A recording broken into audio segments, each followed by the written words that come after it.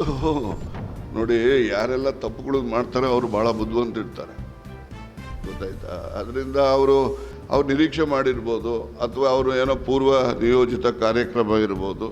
ಆಯಿತು, ಅವ್ರು ಪ್ರಪಂಚದಲ್ಲಿ ಭೂಮಿ ಮೇಲೆ ಇರಬೇಕಲ್ಲ ಎಲ್ಲಿದ್ರು ಕೂಡ.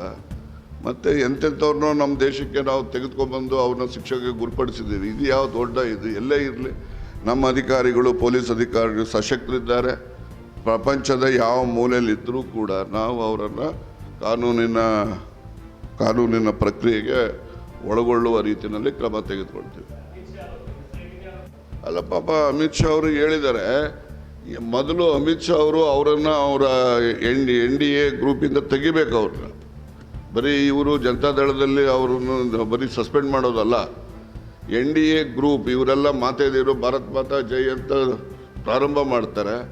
ನಾವೆಲ್ಲ ಹೆಣ್ಮಕ್ಳುಗಳಿಗೆ ಗೌರವ ಕಾಪಾಡ್ತೀವಿ ಅಂತ ಅಂದರೆ ಅವರೇ ಕಾಪಾಡೋದಿಲ್ಲ, ಅವ್ರಿಗಿಂತ ಜಾಸ್ತಿ ನಮ್ಮ ಪಕ್ಷ ಕಾಪಾಡುತ್ತೆ, ಗೊತ್ತಾಯ್ತಾ? ಆದರೆ ಅವರು ಹೇಳಿಕೆಗಳು ಹೇಳ್ತಿರ್ತಾರೆ, ಹೇಳಿ ಸಂತೋಷ, ಅವರು ಕಾಪಾಡ್ತಾರೆ ಅದನ್ನು ನಾವು ನಂಬ್ತೇವೆ. ಆದರೆ ಆ ರೀತಿ ಅವ್ರು ಹೇಳ್ಬೇಕಾದ್ರೆ ಅವ್ರ ಬದ್ಧತೆ ತೋರಿಸ್ಬೇಕಲ್ಲ. ಆ ಬದ್ಧತೆ ತೋರಿಸ್ಬೇಕು ಅಂದರೆ NDAಯಿಂದ ತೆಗಿಬೇಕು ಅವ್ರನ್ನ. ಇನ್ನು still is an MP in NDA.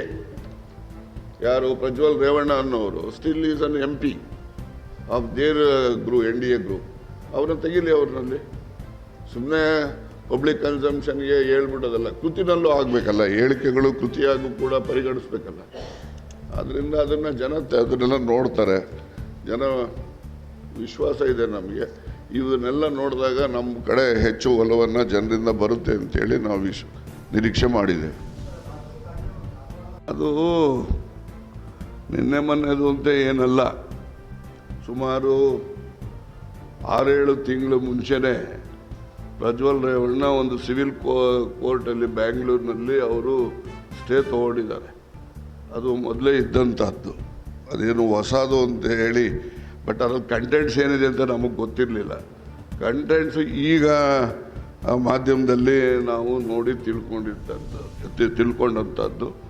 ಆದರೆ ಮೊದಲು ಅವರು ಅಲ್ಲಿ ಸ್ಟೇ ತೆಗೆದುಕೊಂಡಂಥ ಹಂತದಲ್ಲಿ ಏನೋ ಸ್ವಲ್ಪ ಸಂಶಯ ಇತ್ತು. ಸ್ಟೇ ತೊಗೋಬೇಕು ಅಂತ ಸುಮ್ಮನೆ ಯಾರು ತೊಗೊಳಕ್ಕೆ ಹೋಗಲ್ವಲ್ಲ.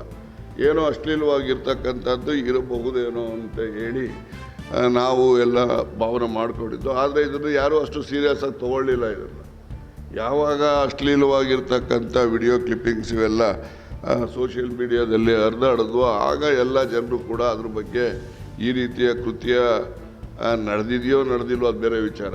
ಆದರೆ ಅದನ್ನು ತನಿಖೆಯಲ್ಲಿ ಹೊರ ಬರ್ತದೆ.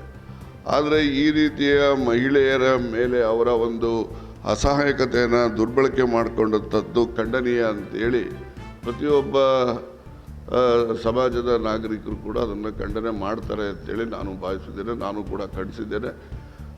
ಅಸಹಾಯಕ ಹೆಣ್ಣು ಮಕ್ಕಳು ಈ ಮನೆ ಕೆಲಸಕ್ಕೆ ಯಾರು ಬರ್ತಾರೆ? ಬಡತನದಲ್ಲಿರೋರೇ ಬರ್ತಾರೆ. ಮತ್ತು ಇದ್ರ ಜೊತೆಗೆ ಇತ್ತೀಚೆಗೆ 2 ಅಂಶಗಳು ಚರ್ಚೆ ಆಗ್ತಾಯಿದೆ. ಒಂದು, ಕೃತ್ಯವನ್ನು ಖಂಡನೆ ಮಾಡ್ತಕ್ಕಂಥದ್ದು ಒಂದು ಕಡೆ, ಇನ್ನೊಂದು ಕಡೆ ಆ ಕೃತ್ಯದಲ್ಲಿ ಭಾಗಿಯಾಗಿರ್ತಕ್ಕಂಥ ಹೆಣ್ಣು ಮಕ್ಕಳ ಮುಂದಿನ ಭವಿಷ್ಯ. ಇದು ಹೆಚ್ಚು ಭಯಾನಕವಾದಂಥದ್ದು. ಏನು ದುಷ್ಕೃತ್ಯ ಏನಾಗಿದೆ ಅದು ಭಯಾನಕ ಅಲ್ಲ ಅಂತಲ್ಲ. ಆದರೆ ಅದರಲ್ಲಿ ಭಾಗಿಯಾಗಿರ್ತಕ್ಕಂಥ ಕುಟುಂಬಗಳು ಏನಿದ್ದಾವೆ, ಆ ಕುಟುಂಬಗಳ ಭವಿಷ್ಯನೂ ಕೂಡ ಡೋಲಾಯಮಾನ ಆಗ್ತದೆ ಅಂತಕ್ಕಂಥದ್ದು ನೋಡಿದಾಗ ನಾಗರಿಕ ಸಮಾಜದಲ್ಲಿ ಎಲ್ಲರೂ ಕೂಡ ತಲೆ ತಗ್ಗಿಸ್ತಕ್ಕಂಥ ಒಂದು ಪರಿಸ್ಥಿತಿ ಅಂತೇಳಿ ನಾನು ಹೇಳಲಿಕ್ಕೆ ಬಯಸ್ತೇನೆ.